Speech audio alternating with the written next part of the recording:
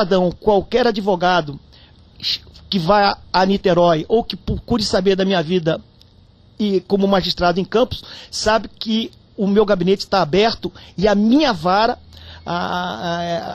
é uma vara que todos os servidores sabem que a qualquer momento as pessoas podem se aproximar de mim e, de certa forma, essa facilitação do contato do cidadão com o juiz faz com que aquelas pessoas que estejam ao meu lado me assessorando saibam que, se fizerem alguma coisa errada, eu vou saber. O senhor se julga um protetor dos concurseiros por ter sido um concurseiro? O seu gabinete está aberto aos concurseiros? Haja vista 6 milhões de pessoas hoje no Brasil estarem fazendo concurso público, ou seja, não há mais como fechar os olhos para 6 milhões de pessoas nesse país. A total omissão do Poder Legislativo em criar uma lei protetora dos concursos públicos, de que forma o Poder Judiciário tem atuado na proteção desses candidatos que estão ao léu. Vejam, são duas coisas distintas. A vara, a magistratura federal, o dia a dia como magistrado federal e os aspectos institucionais ligados então à associação, às nossas associações, que podem perfeitamente levar e ouvir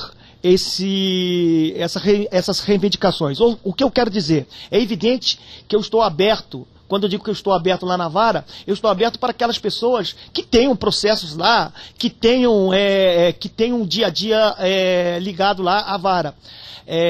Porém, é evidente que qualquer cidadão que queira levar a mim algum problema, nós temos a Associação dos Juízes Federais, que eu acho que é o nosso veículo institucional, que não apenas se preocupa com aspectos corporativistas, mas principalmente a nossa Associação de Juízes Federais cada vez mais está buscando buscar outras reivindicações e outros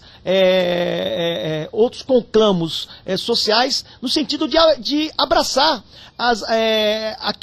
aquelas ideias que possam, de certa forma, reduzir a desigualdade e as injustiças do nosso país. O que eu quero dizer, sendo muito claro, é evidente que eu vou estar aberto sempre para receber lá uma comissão e já me comprometo desde já a levar a nossa Associação dos Juízes Federais todas essas reivindicações dos concurseiros, particularmente o problema do subjetivismo e da discricionariedade da correção dos concursos públicos. O senhor também é presidente da Comissão de Direito Administrativo da Escola de Magistratura da Justiça Federal do Rio de Janeiro. O senhor se julga um multiplicador desse espírito protetor dos concurseiros, dos candidatos, de tantas pessoas que estão querendo ingressar na administração pública? E de que forma os seus colegas juízes poderiam escutar um pouco mais essas reivindicações? Não, é evidente que, como eu falei para vocês, eu tenho de prestar contas perante Deus. Eu acho que e eu tenho me dedicado, depois que passei do concurso de juiz federal, tenho me dedicado muito ao magistério e ao contato com os concurseiros, porque é uma maneira que você tem de se aproximar dos estudantes, de aproximar a Justiça Federal dos estudantes. É uma maneira que você tem de oxigenar as suas ideias. Então é evidente que, como eu sou muito dedicado ao concurso, sou professor há muitos anos, né? Basicamente tenho 12 anos de magistério jurídico, comecei na FENTERG, passei pelo Glioche, sou professor com muita honra da Escola de Magistratura da EMERGE, estou entrando agora na Escola da Defensoria Pública e também na AMPERGE. Enfim, a nossa querida Faculdade de Direito de Campos, em que eu passei 5 anos da minha vida como magistrado federal lá em Campos. Enfim, desde o momento que eu passei e ingressei na magistratura, eu tive contato com estudantes e concurseiros. Então é evidente que, se eu sou um professor que gosto de conviver no meio de concursos públicos muito mais do que uma graduação, uma pós-graduação, um mestrado, é evidente que, se eu me dediquei grande parte da minha vida, após conquistar esse meu objetivo de ser juiz federal, a ser professor de concurso, é evidente que eu sou muito grato e leal a todos aqueles que estão nessa fase, aos concurseiros, e podem ter certeza que podem ver em mim, dentro das minhas limitações, é evidente, um veículo, um canal de proteção e, principalmente, de abertura de portas dentro do Poder Judiciário Federal, enfim, do Poder Judiciário, né? Afinal de contas, eu acho que as reivindicações sendo justas, Beto, eu acho que a gente vai, é evidente que as portas têm que ser abertas. A gente nota realmente que o senhor tem esse espírito, a chama do concurso público dentro de si, e se torna realmente e abre o jogo para a gente, para os concurseiros, né?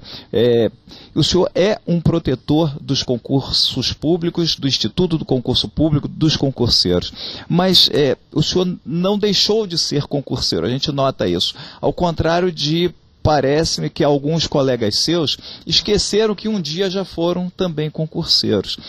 O que o senhor acha? Está faltando uma lei de proteção aos concursos públicos, a lei dos concursos, ou não precisa de lei?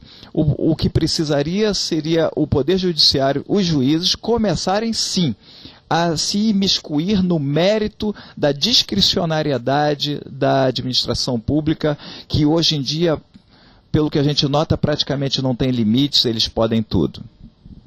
O problema dos juízes, ou o problema daquelas pessoas que esquecem da vida de concurseiro após tomar posse, é evidente que eu acho que chama-se isso ingratidão, né? Porque você que foi concurseiro, é evidente que você não pode virar as costas para aqueles que hoje estão naquele momento que você já esteve na vida.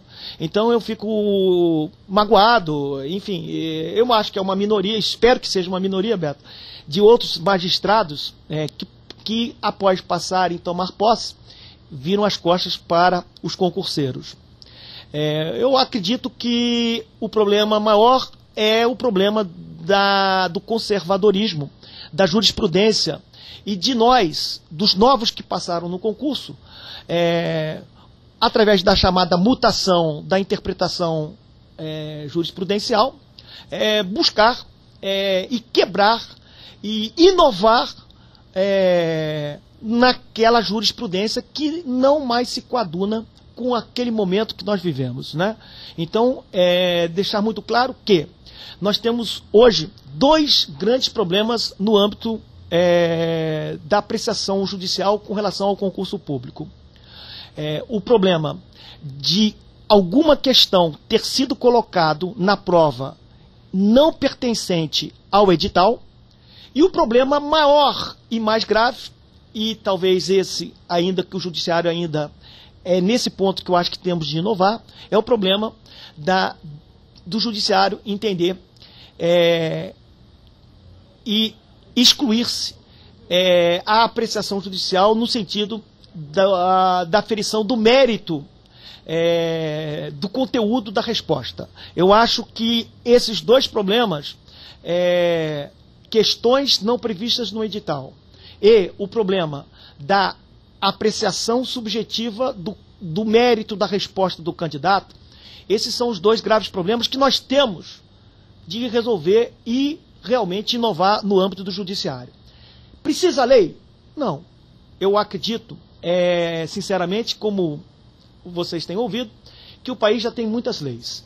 Eu acho que nós já temos leis e já temos instrumentos suficientes para solucionar o problema, esses dois graves problemas no âmbito do concurso. Por exemplo?